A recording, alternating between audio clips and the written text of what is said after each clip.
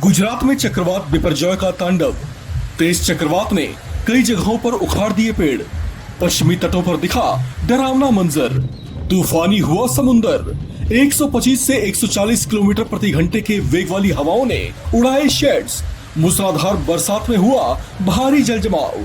बिपरजॉय चक्रवात के गुजरात के कई हिस्सों में लैंडफॉल के बाद कुछ इसी तरह का मंजर दिखाई दिया। इस चक्रवात से सहमे हुए लोग अपने घरों में डूबते हुए नजर आए।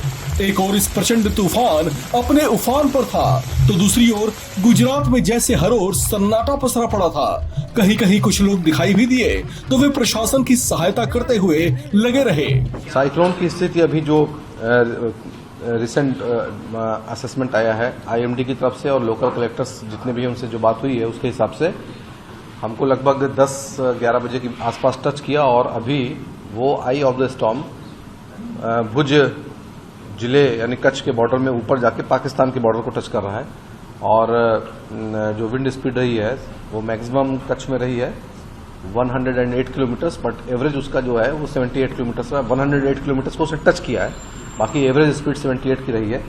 इसी तरीके से बाकी जिलों में भी एवरेज स्पीड नॉर्मल रही है, बहुत ज़्यादा नहीं गई। और कई जगहों पे बिजली के खंभे उखड़ने से लाइट जाने की समस्या आई और ऐसे असरग्रस्त गांव जो है 940 गांव हैं इन 10 जिलों में। जो मानव मृत्यु है वो अभी तक कहीं से रिपोर्ट नहीं हुई है। जो लोगों को घायल हुए हैं उनकी संख्या 22 है। पशु मृत्युओं की 23 की रिपोर्टिंग अभी तक आई है और पेड़ 524 गिरे हैं। कुछ जगहों पे जो पेड़ हैं वो बिजली के खंभों के ऊपर गिरे हैं, जिसके चलते बिजली रिस्टोर करने में थोड़ी समस्या आ रही है। एनडीआरएफ की टीम पहुंच गई हर जगह और जो रास्ते पेड़ गिरने के चलते रुक गए थे उनको कट करके वो सही कर रहे हैं। जिस दौरान ये चक्रवात सौराष्ट्र और कच्छ के तटों से टकराया, उस समय इसकी रफ्तार 125 किलोमीटर प्रति घंटे तक पहुंच गई थी। इस पूरी स्थिति पर मौसम विभाग लगातार नजरें बनाए हुए था। संभावना जताई गई थी कि इस चक्रवात का वेग 150 किलोमीटर प्रति घंटे तक पहुंच जाएगा। हालांकि इस गति तक ये चक्रवात नहीं पहुंचा, लेकिन फिर भी इसका असर खतरनाक दिखाई दिया। हालांकि प्रशासन की तैयारियों और जनता की चौकसी के चलते संभावनाओं के जितना नुकसान नहीं हुआ। प्रशासन ने किसी संभावित खतरे को भांपते हुए पहले ही द्वारका और भुज में बिजली की सप्लाई बंद कर दी थी। बिपरजॉय चक्रवात का लैंडफॉल आधी रात तक जारी रहा।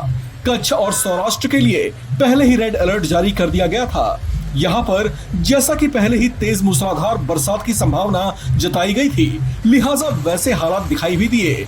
भुज में तो आधी रात तक 5 इंच तक बरसात दर्ज की गई। यहाँ पर कई इलाकों में पेड़ और बिजली के पोल क्षतिग्रस्त हो गए। तटीय इलाकों के पास रहने वाले लगभग 90,000 से ज्यादा लोगों को रेस्क्यू कर उन्हें सुरक्षित शेल्टर्स तक पहुंचाया गया। इस चक्रवात के खतरे को देखते हुए कोस्ट गार्ड ने 15 जहाज और 7 एयरक्राफ्ट तैनात रखे हैं।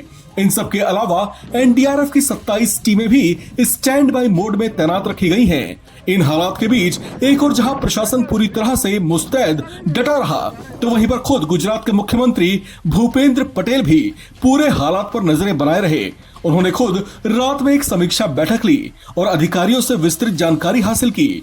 सीएम भूपेंद्र भाई पटेल इसके बाद स्टेट कंट्रोल रूम भी पहुंचे, जहां से गुजरात के अलग अलग हिस्सों पर बिपरजॉय चक्रवात के हालात पर बारीकी से नजर रखी जा रही थी। प्रधानमंत्री नरेंद्र मोदी ने भी गुजरात के मुख्यमंत्री भूपेंद्र पटेल के साथ फोन पर बातचीत की है। वहीं रेल मंत्री अश्विनी वैष्णव ने भी इस चक्रवात के लैंडफॉल से पहले वॉर रूम में लाइव मीटिंग की थी। उन्होंने रेल ट्रैक, ओएचई और अन्य मुद्दों पर चर्चा की।